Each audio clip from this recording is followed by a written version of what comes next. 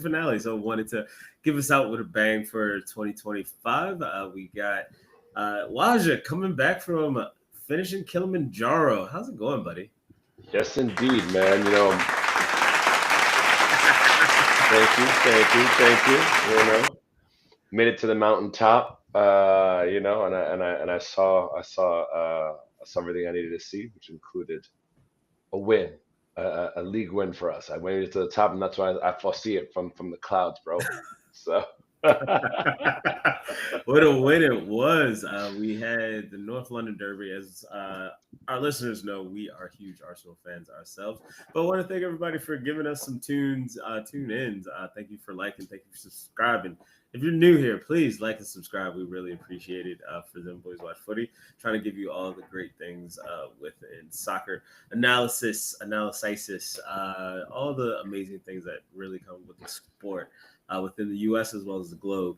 Uh, yeah, kind of want to dive right truly into an amazing North London Derby for Arsenal fans. Terrible if you're a Tottenham fan. Can't believe what I watched from their coach. But Waj, where do you want to start? Do you want to talk about how amazing Eze was? Do you want to talk about the amazing turn and goal that from Marino to Trossard to open the game? Do you want to talk about the negative tactics that Thomas Frank had throughout the match? Do you want to talk about how Zubamendi, he's given up 3 of our 5 goals this season because of an error based off of his play? Where do you want to start? man, actually, I don't want to start with any of those things. I want to start with finally having a good tifo. Oh, right. That's true. That's what I want to start off like. Yo, I woke up to a new Arsenal yesterday. I felt like, um, no, I want to start with that because it showed the spirit of going into the match. That this was, for all terms, for all purposes, it was a bit of a different mood going into it. You and I felt the vibe when we got to the pub. Shout out to Oh, to the Hannah. 14th and first Schooners and Ohana's.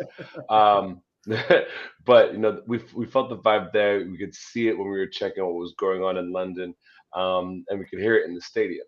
And I think that Tifo was so aptly created for such a big, a massive match, right? That like Yeah, everyone showed Sol up for this Campbell. one. So, Yeah, Sol Campbell at the top of so it yeah, for this match was a very good touch. Like you got to see all of the Arsenal legends, but then Sol Campbell, that is just a perfect touch, especially because everybody knows about his history transfer from Tottenham yes, over to yes. Arsenal. So that's a nice little subtle jab.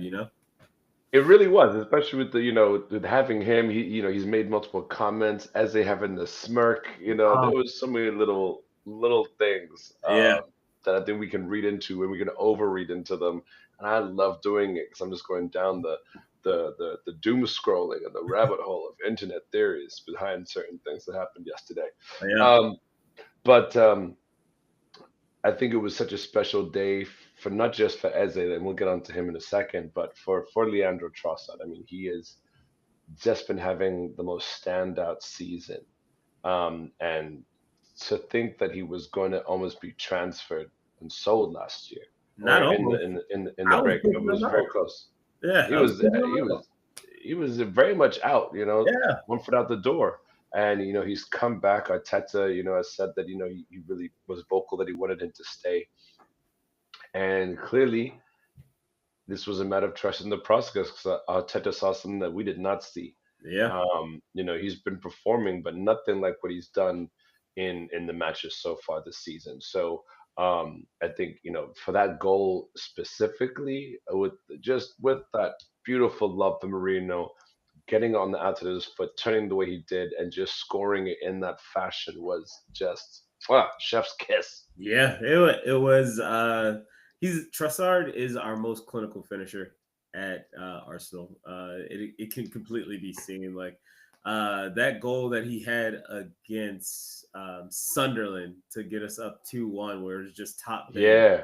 Uh, Oof, like you can that was tell cold. how good of a shooter he is, how he likes to place the ball, and you can see how the team responds around him. That's one thing that I've never really seen. Like I remember at the beginning of I want to say the 24 to 25 season where you got to see his body language and you could see like he got tired of being Mhm. subbed on and subbed off with Martinelli.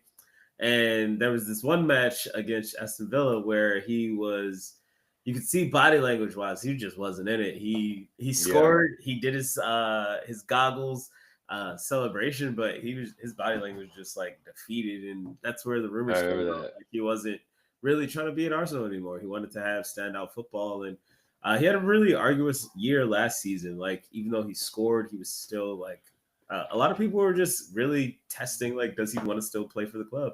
There were a few rumors that he had some bids over the summer, and Hmm. just being able to see like how he was able to quiet the noise. He signed one more year with Arsenal, got a nice little pay bump before the season started, and this is possibly his final season with the club. And if he goes out on a high of winning some trophies, it'll be amazing to see. But right now, just enjoying the greatness that he has had, is pretty nice. A nice little redemption story, especially because everyone really wanted Mudryk, and then we settled for Trossard. And oh my It's the goodness, irony, right? The irony of all of it. Like, yeah, yo, we weren't even supposed to have you, and look what you've done for us. And exactly. and after his goal yesterday, I think this was just one of those funny stats that I was so happy to read. That after his goal against Spurs yesterday, he now has scored more goals than Ryan Giggs against the Big Six teams. Wow. I mean, those Yeah, years in Brighton, it makes sense. Like he was destroying people at Brighton for a little bit. right? So that's a good stat. I mean, I got Huh? another good stat for you. 1978, first North London Derby hat trick since Hmm. 1978. Who's that player called? Let me see, Eberici Eze. My goodness. Um, Who? Eze, that man, he's a bad man. Yeah, tell me. Yeah, tell us how you felt about all that. I mean, just as the performance, the debut. What was going through your head at the end of the match after all seeing all that? I mean, I could not stop singing "Let It All Work Out." I even sung it like right before I fell asleep. I had Sampha on. I was like, you know what? This is a good way to just pass out. It was such a well done Sunday. Like you could tell as soon as he got the ball on that 3rd minute strike from Declan Rice, where he just caught it so Mhm. sweetly. And Vicario made an amazing save. I'll give him that. Like he made an amazing save for that one. But the first goal in the 41st minute, you were like, okay, something's brewing. We're up 2-0. Got it. When he got that second one, 30 seconds into the second Mm. half, I was like, and he runs over and he does the Uh-oh. Dennis Bergkamp smirk. Like a lot of Yeah. people didn't understand that one came from Bergkamp. That wasn't like an Yeah. Henri homage. That was a Bergkamp homage where he just puts his Mm. hand over his mouth and smirks over and then goes back under. Like that was an amazing one. And like you were talking about for the third one after he scored that, and Vicario probably should have saved that one. Like that, like it was an amazing shot, but he probably should have saved it. People want to say that there was also a hint of offsides just because you had 3 Arsenal players pass the ball, pass the men, the Tottenham players, and usually that gets called, but they had nothing to do with the play. So I'm Yeah. glad that wasn't called off for that one. But for the third one, and you were talking about going down the rabbit hole, like he does the jersey on off celebration, making fun of Richarlison. I was like, these are the times that we pray for, just to batter a squad like this, batter a rival like this. I was just Seriously. amazed at how well it all worked out during this match. Like Odegaard being out, a lot of people have questioned as does he truly fit within the system? Is central midfield, attacking midfield, his actual preferred position within Arteta's system? Is he better on the left, especially after the England international where Phil Foden, amazing pass, I guess, but Eze was top bin for that one. Hmm. So it was a lot of questions coming into this match based off of a lot of media outlets that I've seen. I've always understood his quality, just watching him for Crystal Palace over the years. Like you could see he's really grown and developed his way of being an attacker, just stamping his authority on matches. Seeing that within the North London Derby, Ian Wright said it best. Like you score in that derby, your love forever. And I Yes, already love the kid, yes. but it was Legend status. yeah, it was amazing. It was amazing. What did you think? I was so damn happy, man. I mean, at one point, when we were at the bar, I think I just took it in. Everybody was singing, and I just kind of stood by myself, even in that crowd of people, and I just was like, and it, same thing you, let it all work out was playing in my head, and I was just kind of standing there, like, yeah, happy Sunday, like, like, like you really couldn't give me anything better than that, except for maybe a clean sheet. Um, Yeah.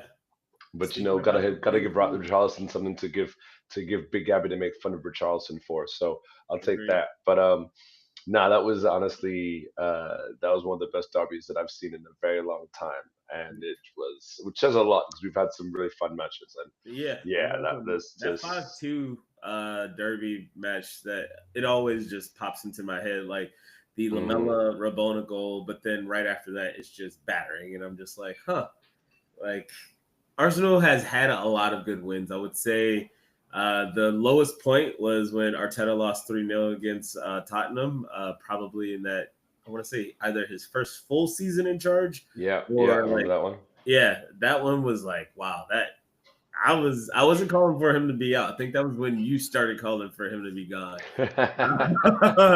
But I was starting to have some tactical questions in my head, and I was like, you know what? Yeah. No, we need to give this guy because I can actually see what he's trying to do with this squad. So, but Mm. speaking about that clean sheet, I got to talk about Zubermendi for a second. Richarlison, Puskas potentially award goal. Like I was not expecting that when the ball came off of his foot. I saw Declan Rice try to score a goal like that last week against Sunderland. I hmm saw over the summer when they were playing over in East Asia, the North London Derby for the first time over there. SAR, that's how they won the game against us over the summer in the friendly. I was just like, oh wow, like the only way that they can shoot against us is to shoot at half field, and it usually goes in because Raya is always off of his line.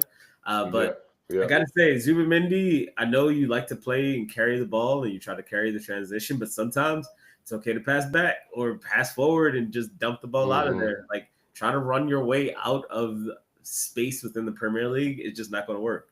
I know it's his first season within, so these are growing pains that we're going to have to deal with, especially because he's been so good. But like he's been a direct contributor for 3 of our 5 goals let in. His mistakes, his fouls. So it's something to really look out for in the future within the rest of this EPL season, how he kind of just continues to learn his way within the Premier League and continues to work his way within the system. Yeah, I would completely agree with you there. Like you said, yes, he's made these mistakes, and they're kind of Mickey Mouse mistakes to make. But it is his first year in the Prem, and learning that we can't just dribble his way through these problems. He's got to play back. He's got to be a bit more technical there. Yeah. So um, let's hope that he figures this out before the end of the season. He doesn't give us a big, he don't cost us in some massive way.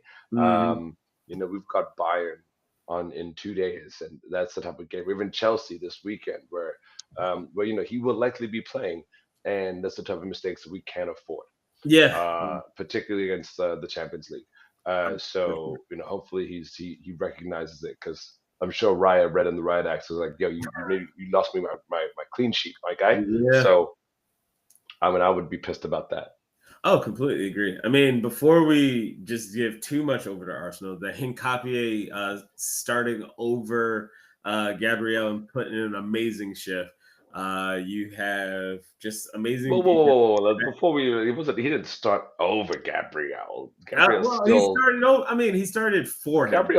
injured. Yeah, injured for 2 months. Yeah, but like he started over Mascara. Okay, my bad. Yes. Mascara it was the one that everybody was looking at, and Hincapié, even though he's on loan, he was literally brought in to be the understudy for Gabriel.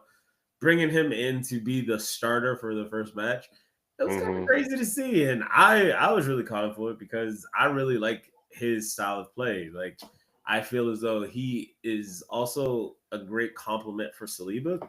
Saliba hmm likes to be a little bit more rash, and Hincapié he can also be a little rash, but he knows how to step back too. He's also really good in the air. We saw him winning all of his duels. So I'm looking forward to seeing what he does on Wednesday. If he does start again for, he most likely will start again for Gabriel, unless Mascara decides to have a say within it. But other than that performance, I want to talk about Marino, him deputizing again at striker. The man knows how to play that false nine position to a T.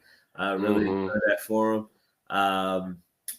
We're starting to get our subs back. It was really nice to see Noni and Martinelli and Ethan get on. So there's a lot of great things. But I want to shift over to the Tottenham side. Choo choo, blood. What's going on over with Thomas the Frank? Like, Dude, what is going on? Like, reading all of the Tottenham supporters, everybody is still pining for Ange. I need y'all to stop. He's not coming back. Like, he was great. Nah, man. He kicked them out. What they need. He was great for what they needed, but you gotta look at what can happen in the future, not keep looking at your past. The honeymoon is already over for Thomas Frank. It's really tough to say, but where do you see the rest of the season, especially after these two large London derby defeats against Chelsea and against Arsenal?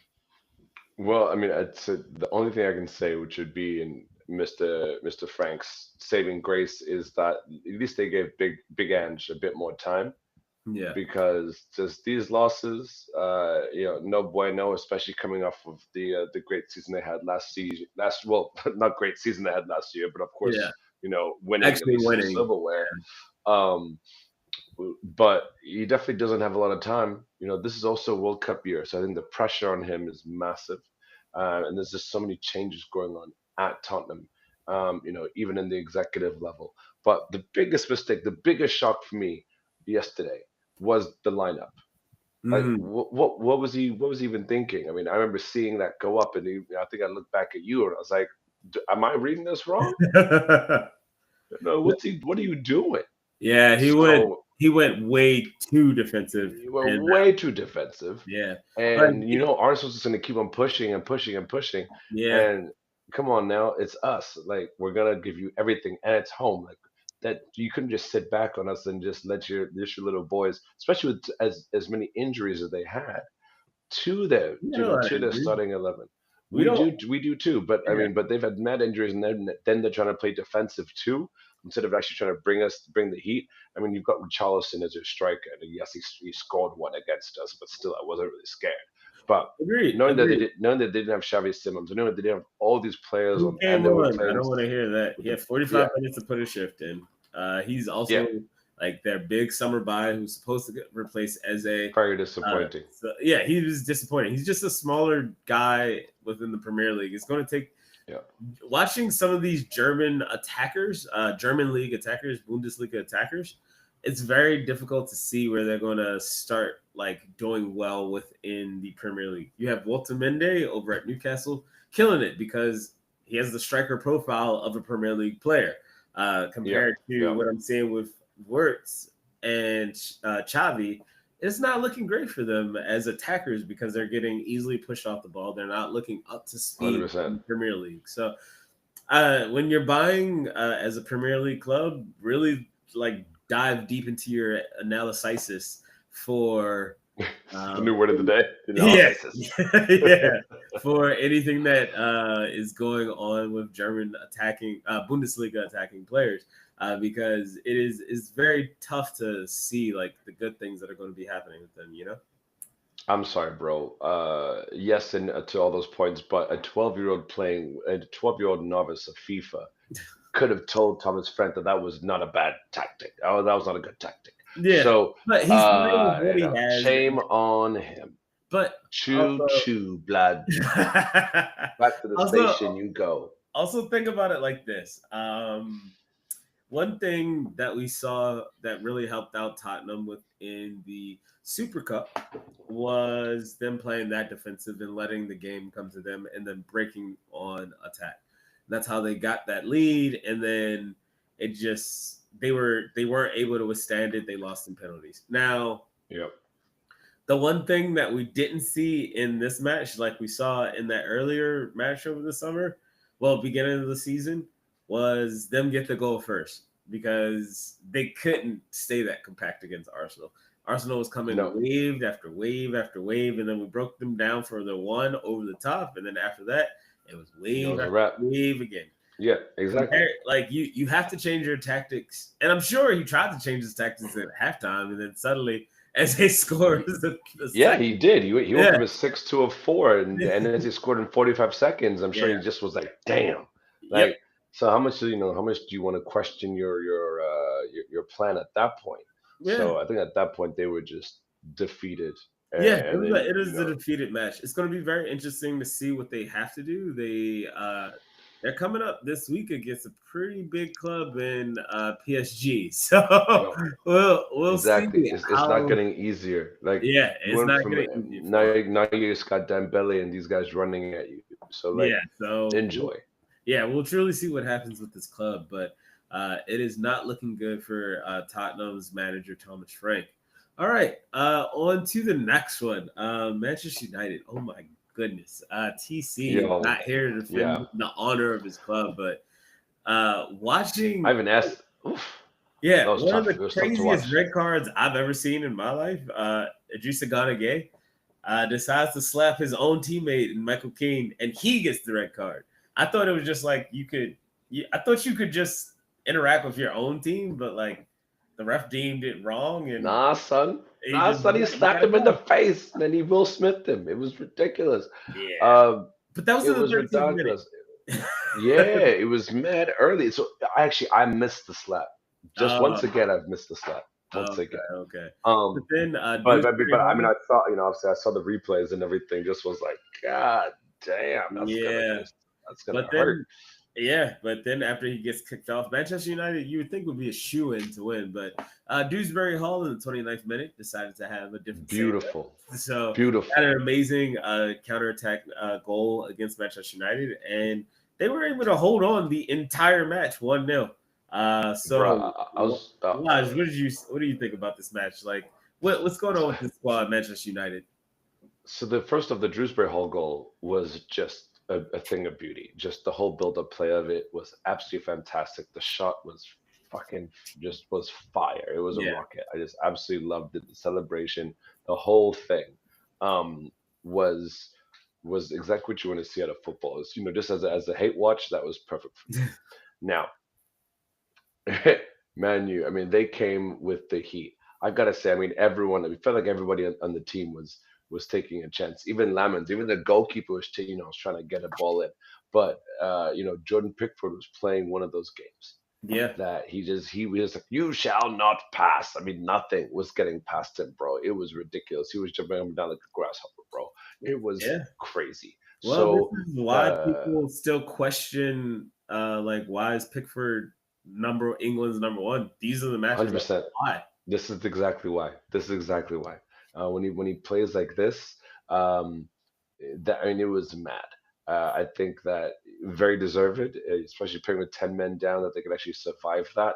Um, but honestly, I thought that Man U were gonna break through. I mean, they threw everything, You had plus to. the kitchen sink at Everton, and they just could not break through Jordan Pickford and the defense. So sucks for them, but I mean, I'm laughing about it.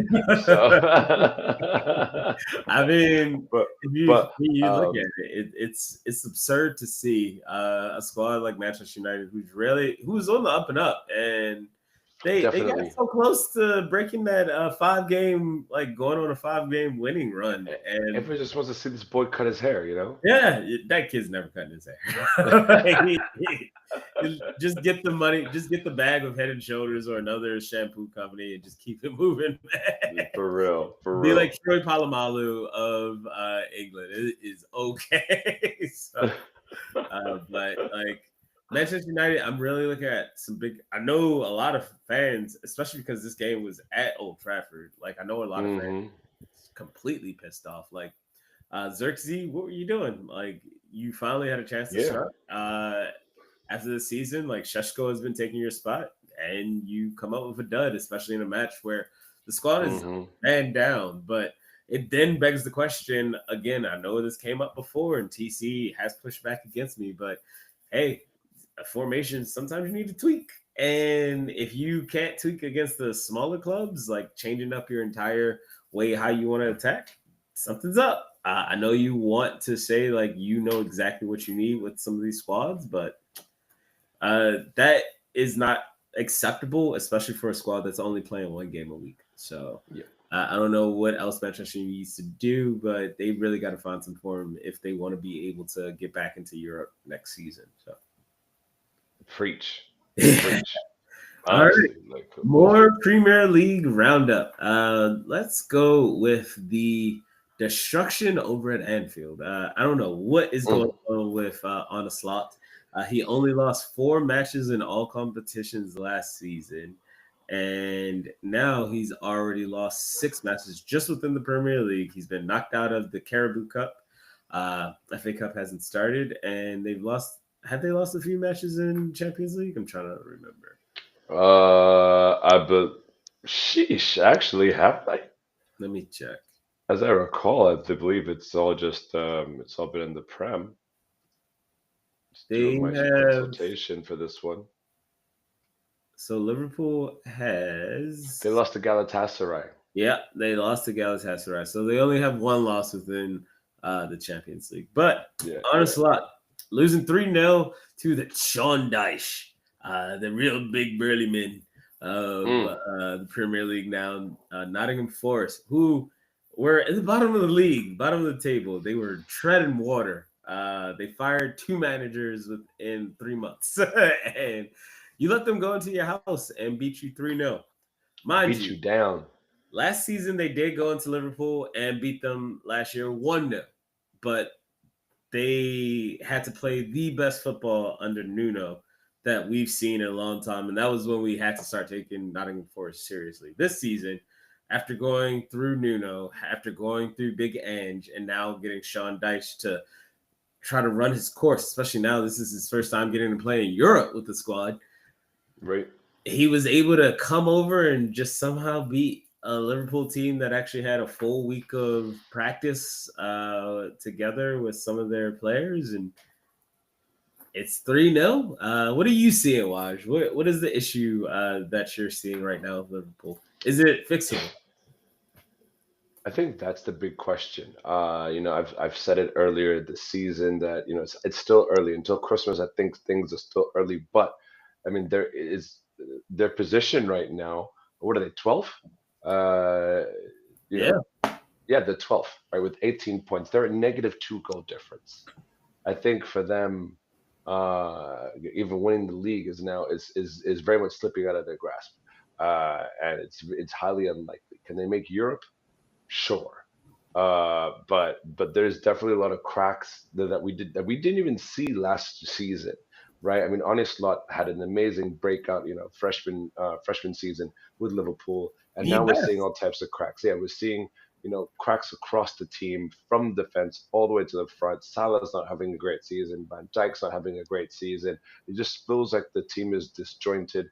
I was even reading an article today and it was questioning, even if there's a bit of a Diego Jota effect to the Yeah, team, we did bring that which up before yeah, on the yeah, show. Like that, a lot of John Obi Mikel, I think, brought it up first from all of the pundits, and I really like to listen to his perspective. He has a very good way of talking about his personal experiences being a player, but also making sure like people understand hmm where some of these players' heads could be as a media pundit now.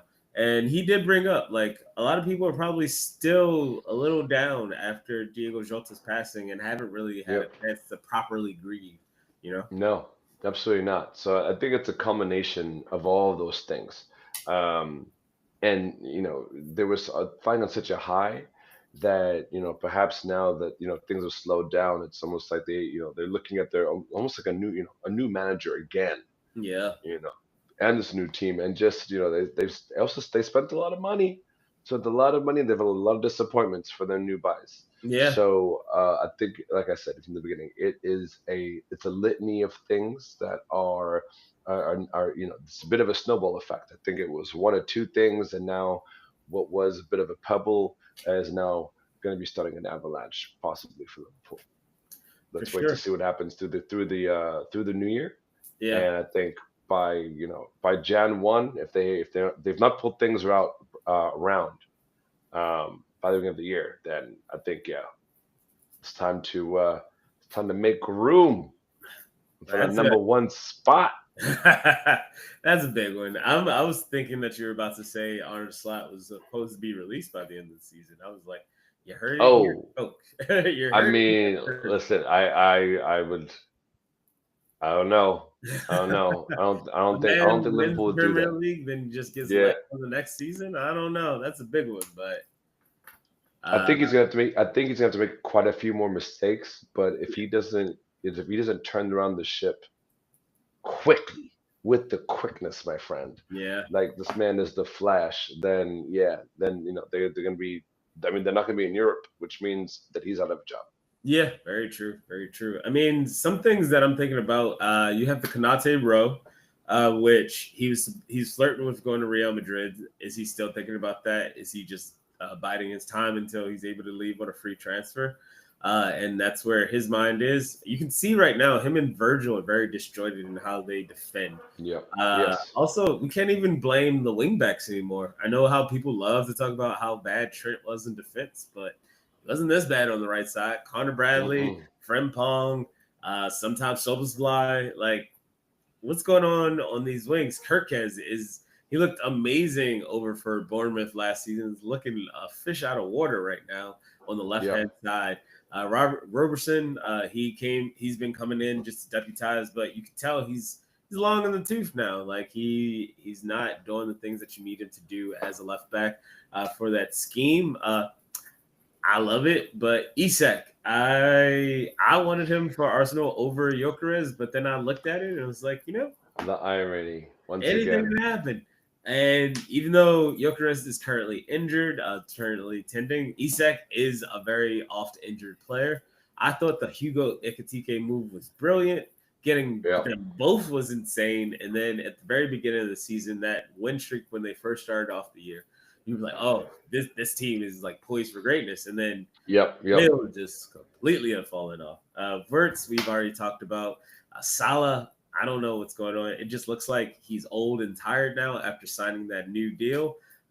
He is completely just like, you know what? All I have to do is run. He's not getting the service that he's normally used to, and that might be Right. Right. affecting him. What's on? Not having Luis Diaz, I feel also hurts. Thinking about also Darwin Nunez, they have no reason to complain about missing goals. You have two better strikers than Darwin Nunez, but I mean, right now it's not looking really great in your striking department. They can't do it. Yo, again, like I said, they're a -2. So -2. By it's a game 12. Oh my God. it's a myriad of issues, and I'm not really seeing the light at the end of the tunnel for Liverpool. I mean, they have champion pedigree. They have literally gone to the summit. Yes, So they have. we'll see where they finish. I'm thinking they finish probably within that fifth to sixth spot at the end of the season. If Oh not, yeah, yeah. yeah, I can see them like going on a I can nice see them. little Christmas break to about February run where they solidify themselves back in the top half. But I think the league is gone for them. I don't think it's really in the cards for them this season, which is crazy to think. Like you go from champion to struggling to make Europe. So we'll see what happens. Only in the beautiful game, my friend. Yeah. And then the last match that we want to harp on is one of our title rivals. We have Manchester City being defeated against Newcastle. The Newcastle Tunes from Tyneside getting a 2-1 win. It was a very interesting one. Pep Guardiola was deciding to fight against the cameraman. You know how infamous his fights are against inanimate things. So it is. I just think things are unraveling. Phil Foden ghosted again, but amazing pass that he had over the European break. So I don't know. Watching this game, Newcastle really needed that win. They were in 15th Yep. in the league, and that win really shot some life back into him. But Manchester City, my goodness, what is going on with them? Without Holland, if he doesn't score or like dominates, they're done. Yeah, I mean, I think that's the issue we've been seeing for a while, right? I think we saw these cracks last season, and then they've definitely been more resurgent. I mean, Haaland's been on a tear this year, but like to your point, if Haaland doesn't score, then it's almost like what do we guys what do we do, guys? And granted, Ruben Diaz scored in this match, but still, like they people have cracked the code. Yeah. I think that's finally what it is, and just following Pep for so long, he always gets to this one season where you see the demise of the team, and then that's when he usually that's when he usually decides to make that move and find a new challenge, a new project. Is that this time right now? Well, I he don't know. said this is To his last to managerial job, so we'll see. yeah, yeah, but I mean, but he also put a little bit more time on. I mean, I thought he was gonna leave last year, but True. he's still going. So yeah, I personally feel like this is going to be a difficult season for them as well. But I mean, they're doing better than Liverpool, obviously. But the cracks are definitely showing. The writing's definitely on the wall. Oh, for sure. It's time for a Uh, new revolution. yeah. What I see normally with this squad is, I mean, we've seen Manchester City dominate for 6 years straight, Yep. and uh, like that turnover, we didn't think was going to be this harsh. But they're weak in midfield, and they haven't really replaced it. You can see how important Declan Rice is to Arsenal compared to if he had went to Manchester City. How much more powerful in the midfield they would be. They would be stronger within the midfield. They'd be able to protect some of their attacking talent a little bit better with work rate, defensive acumen if they had gotten Declan Rice. So very happy that Arsenal were able to get that transfer over the Hmm. line because we see it now just in the midfield battles. Manchester City for so long they had the fulcrum with Kevin De Bruyne, Bernardo Silva, and Rodri. Bernardo Silva could either play in attack or drop back to midfield, but he was always a big one. Even Kovacic got to get in on the Yep. action when he came over to win with City. So we're seeing that midfield, Reindeers, Nico Gonzalez, what we're seeing right now with Shirky. That squad is just not the strongest in the midfield, and it's really hurting them. And then as well, I gotta say it Yep. again, Phil Foden, where you at, bro? Where you at, Where bro? you been? Where you Where been? you What it at? is? It is. It's not good for you to keep fading in and out. But you are a player of the year within the Premier League. I know uh, TC. I love to fight back on me on this one, but for a fact, he did win Player of the Year. Hmm. You are looked upon to be able to deliver in big moments because you're supposedly the player that people believe was the most important player of that season.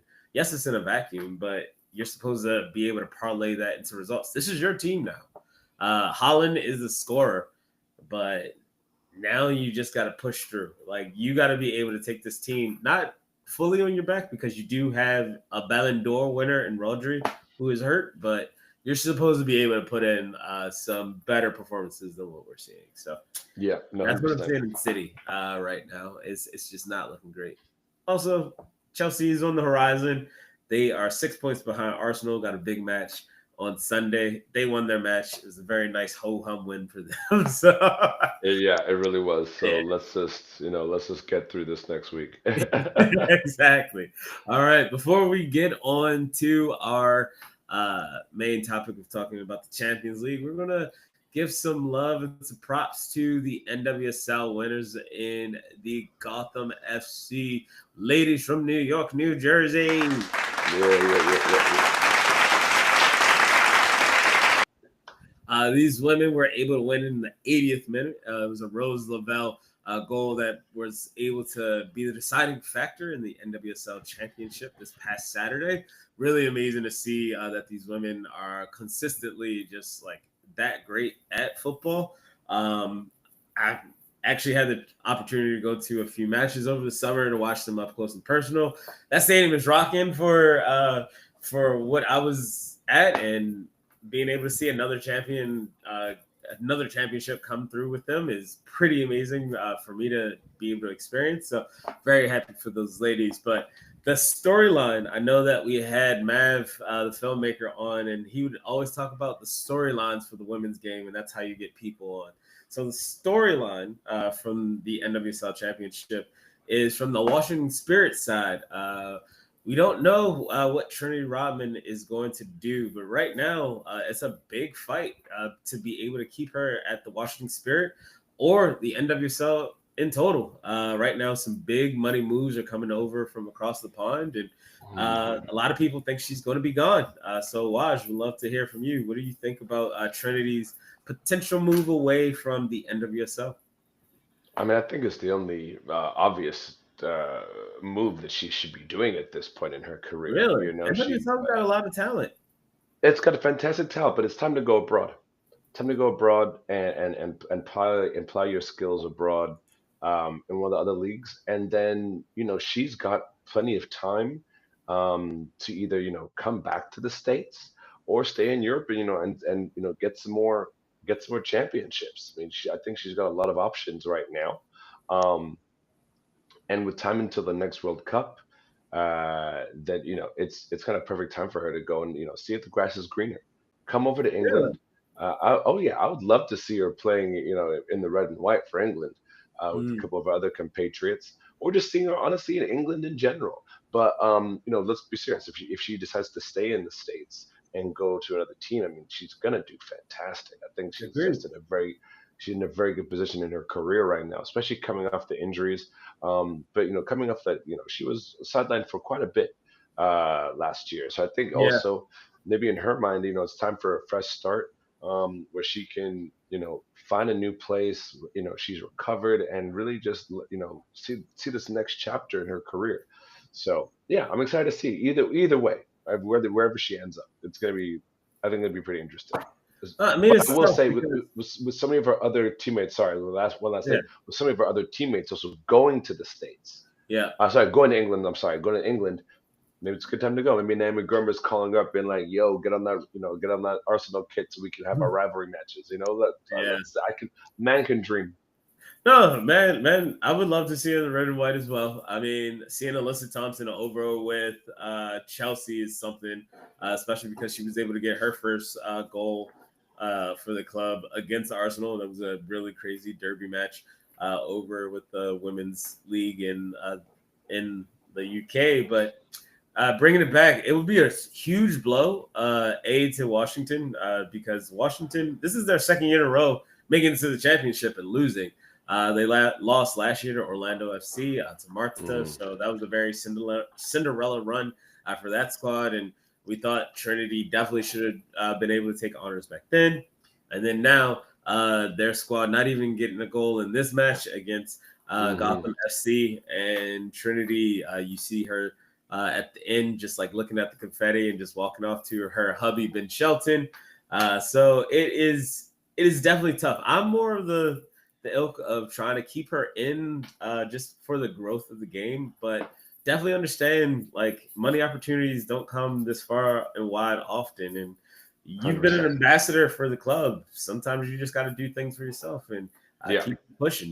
So I agree, but it would be really, really tough, especially for a growing league like the NWSL, to keep losing star after star to continue to go. Like that's one of the things that we've seen with MLS.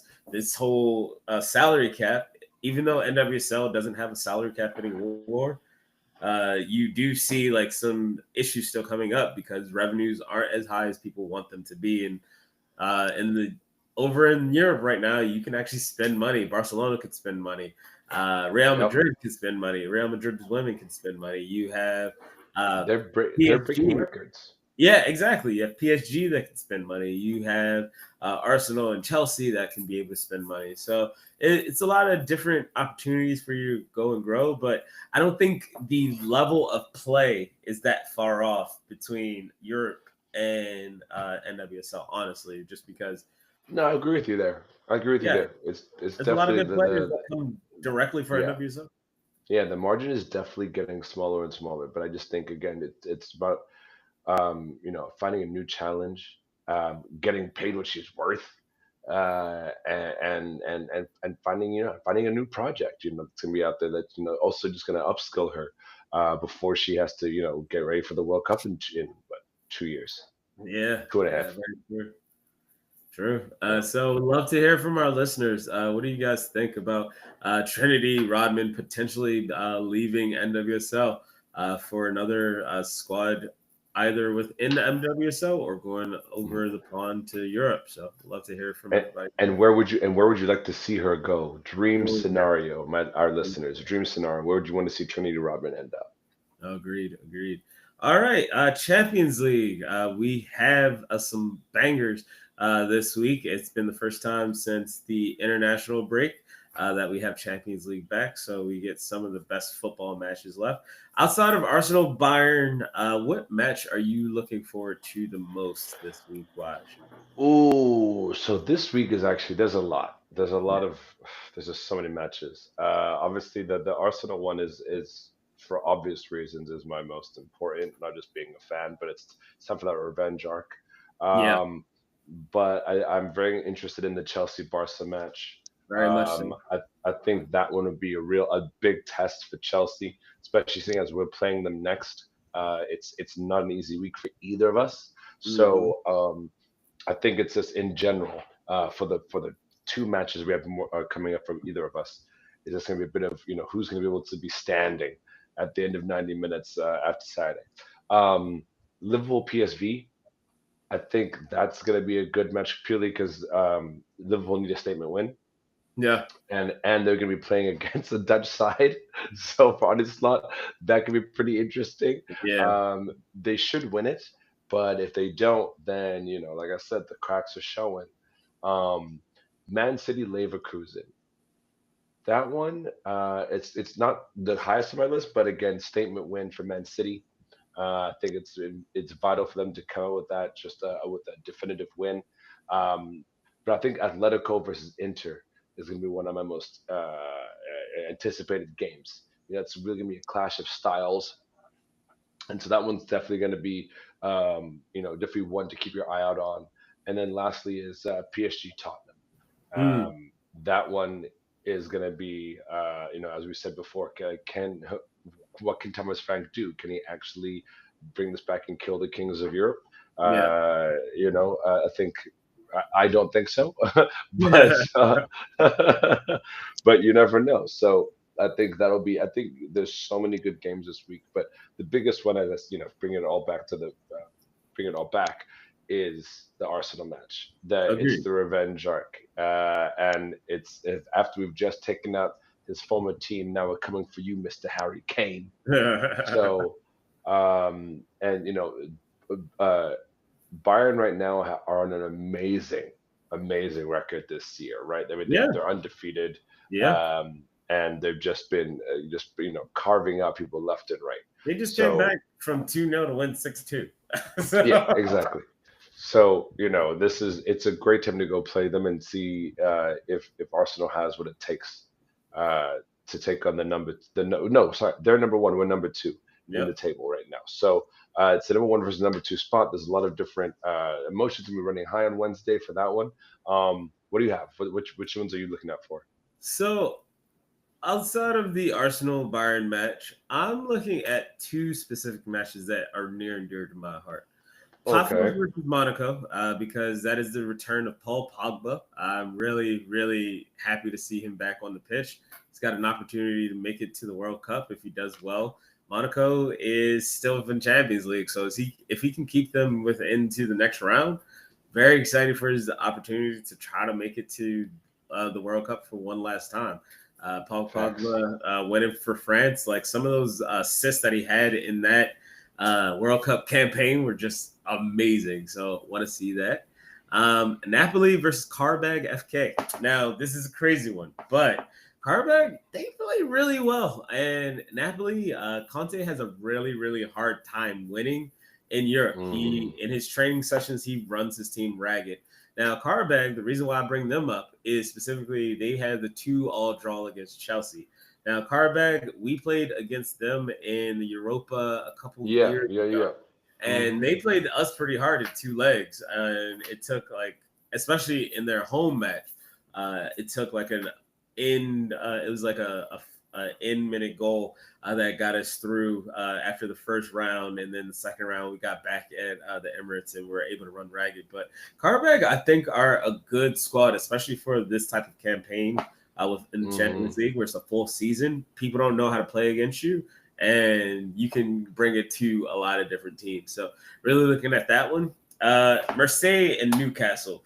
No, Marseille, Tim Weah, big fan, also Right. a friend of the show. Really happy for him and his continued success over with Marseille. So really excited about that match, especially because Newcastle trying to get back into the swing of things. So really want to see that. But bringing it all back to that Arsenal versus Bayern match, it is going to be very important for Arsenal to be able to get something early in this match, be able to bring the game to Bayern because Bayern knows how to attack. Elise versus Eze is a very great Crystal Palace little subplot going on. Who is the Yep. best of Yep. the Wonder Kid? And then you have Harry Kane, who loves to score banger after banger after banger against Arsenal. So you have that one as well. And Vincent Company versus Mikel Arteta. Who's the better Young Guardiola? manager. Yeah, no, Yeah. who's the Yeah. better Yeah. Guardiola disciple right now? Company, he had his time with Burnley to like get himself acclimated, and then he got this big move all the way away to Bayern. While Arteta, his first and only job so far has been as a first team manager, has been with Arsenal. So really excited to see how that kind of plays out. So really excited for the little subplots and the little storylines from there. But love to hear what everybody's thoughts are on these matches. Where do you see after match day 5? The table is really starting to kind of come together now. Only the first 8 slots get directly through. Everyone else from 9 to 24 have to be a part of those knockout stages. So really excited to see how things kind of come together from here. Most definitely. Yeah, but want to thank everybody again for giving them boys watch footy some love this season. It was a very, very long and fun season, but we are going to go to hibernate, try to retool, get better before the World Cup. Come to you with some dope types of content over this summer period. So it won't be full long form, but you might see some small things sprout up from here and there. So I want Keep to your thank eye out. yeah, I want to thank everybody again for giving us some love to them boys watch footy. We could not have done this without you all. It's been amazing seeing like our small operation starting to grow, like some legs and fly a little bit. Now, if we can develop the community, that piece of it, please join the Discord. Them boys watch footy. Please join that. We can have some very good discussions in there. Bring them to life throughout the entire pod. So we'll love to have you guys there. But again, And oh, before we leave, the yeah. massive shout out to just the squad who joined us this season. Yeah, TC, Crystal, Jordan. I mean, Mav. We had so many people on with us. Who else we got a shout out for? Dinesh. Oh, we got yeah, so and many that's people. always a good time. We've had a lot of good people on the show. Yeah, Marley, all the guests. always a pleasure to have Marley on. Yeah, just like making sure that we had on some really good people over this entire season this year. I want to thank everybody again for being able to give us some love and some support and just giving like that little bit of madness to them boys watch footy. But for Waj, for E, for the squad over here, y'all have a good holiday season. Thank you all again for giving them boys